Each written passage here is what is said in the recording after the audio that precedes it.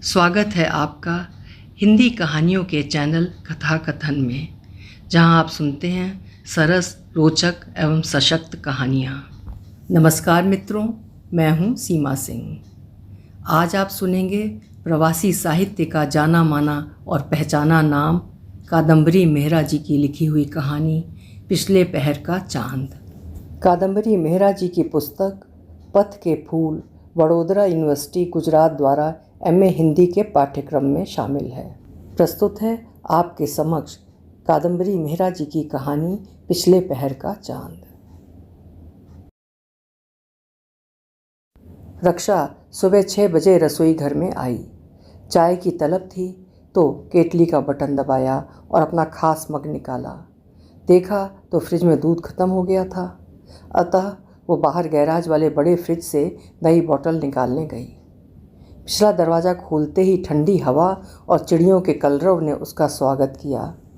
रात में शायद पानी बरसा होगा, पर अभी आसमान साफ था। शॉल को कसकर सर से लपेटा और ठिठुरती हुई 4 कदम घास पार करके गैराज में गई। जब लौटी तो उसे साथ वाले घर से बच्चे के रोने की आवाज़ सुनाई दी। आजकल अक्सर नन्हा एलेक्स बिफर जाता है। वो केवल 1.5 वर्ष का है और उसकी माँ उसे छोड़कर कहीं चली गई है। उसका पिता डेविड उसे अकेले ही पाल पोस रहा है। जाने कब से ये डेविड इस घर में रह रहा है। रक्षा और गौतम तो सिर्फ 15 सालों से उनके पड़ोसी हैं। डेविड उन्हीं की उम्र का है। ब्रिटिश टेलीकॉम में इंजीनियर था और बेहद कुशल हैंडीमैन। रक्षा और गौतम की कोई टूट फूट हो वो झट आकर ठीक कर देता। उसकी पहली पत्नी जेनेट स्कूल में टीचर थी। 4 वर्ष पहले वो कैंसर की लंबी बीमारी भुगत कर दुनिया से विदा हो गई। डेविड ने उसकी देखभाल के लिए नौकरी से जल्दी अवकाश ले लिया था। बेचारे ने अपना तन मन धन निछावर कर दिया, मगर उससे बचा नहीं पाया। जेनेट एक हंसमुख मिलनसार स्त्री थी। दोनों घरों के बगीचों को अलग करने वाली जो सांझी बाड़ थी, उसमें एक दरवाज़ा बना था। जब स्कूलों की छुट्टियां होती, जेनेट उसी रास्ते रक्षा के पास आ जाती और गरम फूले फुलके पर मक्खन और चीनी लगाकर पुतली बनाकर खाती। जीरे से चौकीदार उसे खास पसंद थी। रक्षा ने अंग्रेजी भाषा आँखों से सीखी थी, ना कि कानों से, इसलिए बोलने में बेहद मज़े मज़े की गलतियाँ कर जाती। पूरा वाक्य तो बनाती ही नहीं थी, आधे अधूरे से ही काम चला लेती, मगर इसके बावजूद दोनों में खूब छनती थी। गौतम को डेविड ने पब का रास्ता दिखा दिया था। जब इतवार को गौतम की कपड़ों की दुकान बंद होती, वो शाम को घंटे 2 घंटे ज़रूर डेविड के संग जाता था।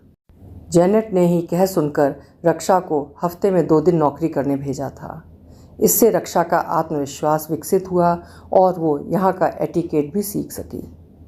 अचानक जेनेट के बिगड़ते स्वास्थ्य ने उनके संबंधों पर तुषारापात कर दिया। रक्षा के दोनों बच्चे बड़े हो गए थे और यूनिवर्सिटी चले गए थे। जैसे जैसे जेनेट भूलती गई, दोनों परिवारों की आवाजाही कमतर होती गई। उसके निधन के बाद डेविड बिल्कुल अंतर्मुखी हो गया। बगीचे में दिख जाता तो मुस्कान नदारत, फीकी सी गर्दन की नोट से काम चला लेता, न बोलता न ठहरता। पब में गौतम को दिख जाता तो अकेला बैठा पैग पर पैग चढ़ाए जाता। पुराने यार दोस्त सब छूट गए थे। डेविड बातें ही नहीं करता था। लोग उसकी खातिर इधर उधर की सुनाते तो उसकी निगाहें उनके कंधों के पार भटक रही होती। लोग उसे उसके हाल पर छोड़कर खिसक जाते। समय के साथ बहुत कुछ बदल जाता है। पब में एक नई वेट्रेस आ गई। वो ईस्टर्न यूरोप के किसी देश से लंदन में पैसे कमाने आई थी। अधिक पी लेने के कारण डेविड पब में देर रात तक बैठा रहता था।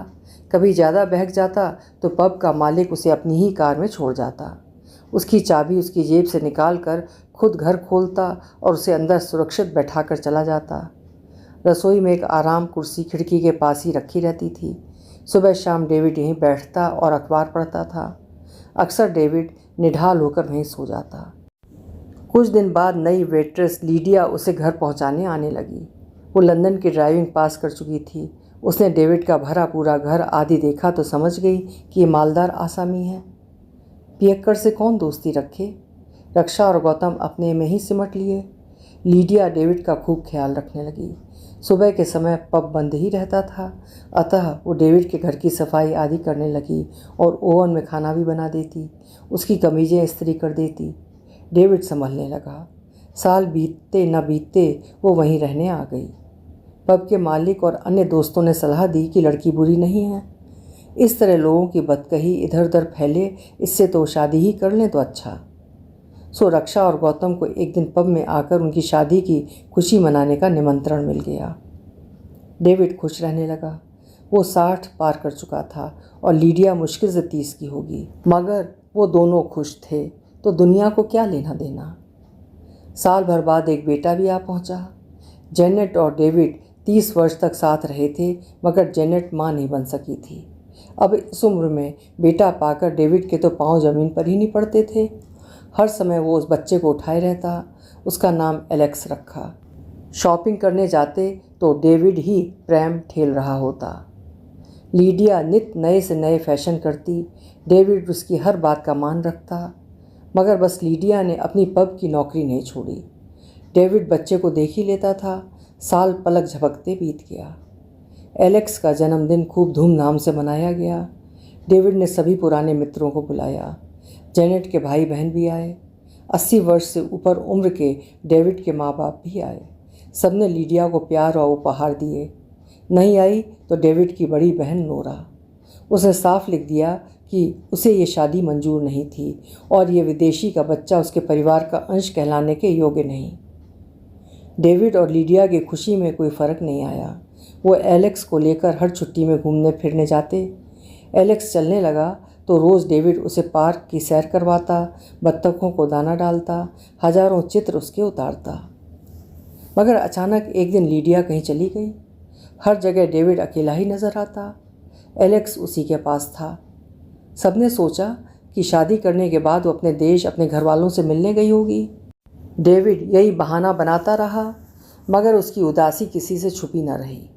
दरअसल एलेक्स के आ जाने से डेविड ने पब में जाना बहुत कम कर दिया था। उसे लीडिया पर अटूट विश्वास था। वो जेनेट से भी ज़्यादा डेविड का ध्यान रखती थी। खाना बनाती, घर साफ रखती, पैसे धेले में कभी कोई गड़बड़ नहीं की। डेविड उसका और वो डेविड की बात का मान रखती। कोई समस्या थी ही नहीं। फिर ये कैसे हो गया? बहुत दिन इंतज़ार करने के बाद आखिर डेविड ने कुछ तहकीकात की। लीडिया का घर सर्बिया में था। वो अपनी माँ और बहनों से बराबर संपर्क रखती थी, अतः उन्हीं से पूछा, पर उन लोगों को अंग्रेज़ी ठीक से नहीं आती थी। कोई संतोषजनक उत्तर नहीं मिला। झेपता कतराता वो पब के मालिक से मिला। उसने बंद शब्दों में बताया कि शायद कुछ महीनों पहले यूरोप से आने वाली वाइन की डिलीवरी करवाते समय वो एक नौजवान ड्राइवर से अपनी भाषा में बहुत घुट घुट कर बातें कर रही थी। अगर डेविड चाहे तो उस कंपनी से पता चल सकता है। मगर डेविड पस्त सा होकर बोला कि उसे कुछ दिन और इंतज़ार कर लेना चाहिए। गौतम ने एक दिन उसके घर जाकर समझाया कि पुलिस को खबर कर देनी चाहिए। हो सकता है वो किसी दुर्योजना की शिकार हो गई हो, किसी ने उसे किडनैप कर लिया हो या ड्रग आदि का चक्कर हो। डेविड ने बताया कि लीडिया अपना सभी ज़रूरी सामान लेकर गई है। काफ़ी पैसा भी बैंक से निकाला है। इसका मतलब वो अपनी मर्जी से गई है। उनका कोई झगड़ा नहीं हुआ था। गौतम और रक्षा उसकी भरसक मदद कर देते। वो एलेक्स के कारण घर पर ही बना रहता। सारा ध्यान उसकी परवरिश में लगा देने से उसका बगीचा एकदम झाड़ झंकार से भर गया।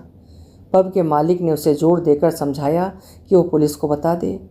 अगर वो कहीं मर मरा गई तो डेविड पर इल्ज़ाम लग सकता था। पुलिस को अधिक दिन नहीं लगे उसे खोजने में। वो अपने नए बॉयफ्रेंड के साथ क्रोएशिया के एक विशाल 5 सितारा होटल के पब में काम कर रही थी। डेविड से शादी करके उसे ब्रिटेन की पक्की नागरिकता मिल चुकी थी। वो जब चाहे जहाँ चाहे आ जा सकती थी और EU के सभी देशों में काम कर सकती थी। डेविड से पूछा गया कि क्या वो उसे पकड़वाना चाहेगा। डेविड का मुंह लाल हो गया। उसने इंस्पेक्टर से उल्टा प्रश्न किया, मेरी जगह तुम होते तो क्या ऐसी विश्वासघातिनी को वापस अपना लेते? इंस्पेक्टर को उत्तर नहीं सूझा। बाद में डेविड ने गौतम से दिल खोलकर बातें की। भरे दिल से कहने लगा कि गलती उसी ने की है। लीडिया अंग्रेजी में कमज़ोर थी, ना ही उसकी पारिवारिक स्थिति अच्छी थी। वो सिर्फ सेवा उद्योग में खप सकती थी। उसे घर की ज़रूरत थी। एक कमरे का किराया देने में ही उसकी आधी कमाई निकल जाती थी। डेविड ने उस पर तरस खाकर उसे घर में तो डाल लिया, मगर 30-32 वर्ष की युवती की सभी आकांक्षाएं वो कैसे पूरी कर सकता था। एलेक्स के आ जाने से वो शायद बंधन में बंध गई थी। सुंदर और सरल स्वभाव की लीडिया का किसी और के बहकावे में आ जाना स्वाभाविक बात थी। अगर वो किसी आपराधिक गैंग से जुड़ गई हो तो बच्चे की सुरक्षा पर खतरा हो सकता है, इसीलिए उसने उसे वापस बुलाने से साफ इनकार कर दिया। सबने यही कहा कि उसने जीवन में भारी भूल कर दी थी। मालिक ने उसे जल्दी ही बचा लिया। पब का मालिक जोएल अनुभवी आदमी था। डेविड की कथनी सुनकर उसने एक दिन एकांत में ले जाकर अपना संशय जताया। जेनेट से उसका कोई बच्चा नहीं हुआ था। अब शादी होते ही 62 वर्ष का डेविड बाप बन गया। क्या ये मान लेने योग्य बात थी? डेविड ने उसका प्रतिवाद नहीं किया। चुपचाप एक प्राइवेट क्लिनिक में जाकर एलेक्स का डीएनए टेस्ट करवाया। उसकी खुशी का ठिकाना न रहा जब रिपोर्ट में उसी के असली बाप होने की पुष्टि हो गई। पब में उत्सव मनाया, सबको फ्री राउंड पिलाया। नन्हे एलेक्स को गोद में उठाकर नाचा। ठंड का मौसम शुरू हो गया था। एलेक्स दांत निकाल रहा था। रक्षा अक्सर उसकी देखभाल करती। वो रक्षा को पहचानता था, कुछ कुछ बोलने भी लगा था। डेविड को डा डा बुलाने लगा था। सारे घर में दौड़ता फिरता था। सीढ़ी पर चढ़ जाता मगर उतरने में रोने लगता। पेट के बल उल्टा कर दो तो फिसल फिसल कर नीचे आने में उसे बहुत मज़ा आता। एलेक्स की भागदौड़ और उसकी मांगें दिन पर दिन बढ़ती जा रही थीं, फिर भी दोनों बेहद खुश थे। उसकी बहन नोरा ने लिखा कि इस दोगले बच्चे को किसी को गोद दे दे और मुक्त होकर दुनिया की सैर कर, मगर डेविड को मंजूर नहीं हुआ। उसने नोरा से मुंह मोड़ लिया। आज इतनी सुबह एलेक्स का रोना सुनकर रक्षा के मन में ये सारी बातें घुमड़ आईं। पर सुबह उठकर बच्चे का रोना तो एक साधारण बात है। रोना तो उनकी भाषा है। भूख लगे तो, गीले हो जाएं तो, अकेले पड़ जाएं तो। सहज मुस्कुराकर रक्षा अपने धंधों में लगी रही। गौतम का लंच बनाया, रोटी और सब्जी। नाश्ते में भी उसे ऑमलेट और पराठा खाना होता है। 8 बजे जब वो घर से बाहर जाने लगा, रक्षा उसे बाय बाय करने दरवाजे तक आई। एलेक्स के रोने की आवाज़ वैसे ही आ रही थी, बल्कि वो और भी ज़ोर ज़ोर से रो रहा था। रक्षा से रहा नहीं गया। बेहतर होगा अगर वो खुद जाकर देख ले। हाउस कोट पहने थी, इसलिए पिछले दरवाजे से बाहर बगीचे का गेट खोलकर डेविड के घर में दाखिल हुई। कांच की बड़ी खिड़की से झांका। अंदर का दृश्य देखकर उसके पैरों तले ज़मीन खिसक गई।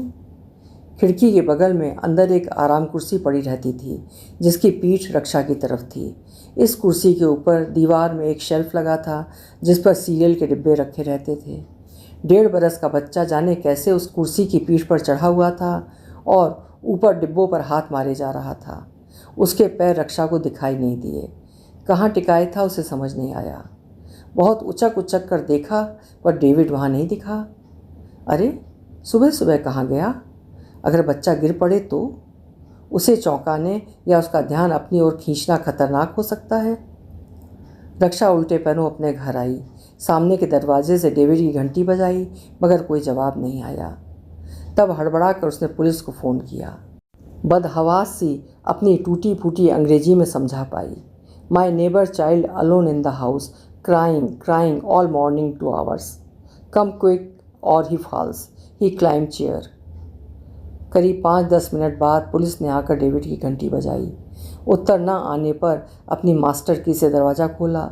दबे पांव वो लोग एलेक्स तक पहुँचे। एलेक्स उसी तरह बिलख रहा था। अंदर का दृश्य हृदय विदारक था। डेविड अपनी कुर्सी में मरा पड़ा था। उसकी जुबान बाहर एक ओर लटक रही थी। उसकी गोद में कल शाम का अखबार था। उसके सामने मेज पर एक कप था जिसमें उसने कल रात को हॉर्लिक्स पिया होगा। सुबह उठने पर एलेक्स वहाँ आया होगा और उसकी गोद में चढ़ा होगा। भूख के कारण बेहाल होने पर डेविड के कंधे पर पाँव रखकर उसने सीरियल का डिब्बा लपकना चाहा होगा, मगर डिब्बा नीचे फर्श पर गिरकर बिखर गया था। बच्चा नीचे उतर नहीं पा रहा था। रक्षा ने उसे तुरंत गोद में ले लिया और पानी की बोतल उसके मुंह में लगाई। जब तक पुलिस अपनी पड़ताल करती, एम्बुलेंस आदि को बुलाती, उसने एलेक्स को कॉर्नफ्लेक्स खिलाया और कपड़े बदलवाए। एलेक्स बहुत थका हुआ था। पेट भर जाने से उसे नींद आ गई। तभी सोशल वर्कर आ गई। डेविड को पुलिस एम्बुलेंस में ले जाया गया। एम्बुलेंस के डॉक्टर ने उसे मृत घोषित कर दिया, मगर शव परीक्षण आदि तो जरूरी था। रक्षा एलेक्स को चिपकाए हुए रोती रही। 3 दिन तक वही एलेक्स की देखभाल करती रही। बेचारा एलेक्स किसी को नहीं पहचानता था। रक्षा और गौतम ने सरकारी अफसरों को आश्वासन दिया कि जब तक कोई और न बच्चे को गोद ले वो उसकी जिम्मेदारी निभाते रहेंगे, मगर कानून के हिसाब से ये मान्य नहीं हुआ, क्योंकि डेविड की वसीयत में केवल नोरा ही उसकी अभिभावक हो सकती थी। नोरा को खबर भेज दी गई, मगर कहते हैं उसने आने से मना कर दिया। एलेक्स को अनाथालय में रख दिया गया। डेविड की मौत 1 रात पहले ही हार्ट फेल से हुई थी। एक स्वस्थ 2 वर्ष से कम बालक को गोद लेने वालों की कमी नहीं थी। बहुत जल्द उसे एक संपन्न दंपति ने अपना लिया। अभी आप सुन रहे थे कादम्बरी मेहरा जी की लिखी हुई कहानी पिछले पहर का चांद। उम्मीद है कहानी आपको पसंद आई होगी। पसंद आई हो तो कहानी को लाइक शेयर करिएगा और चैनल भी सब्सक्राइब कर लीजिएगा। धन्यवाद।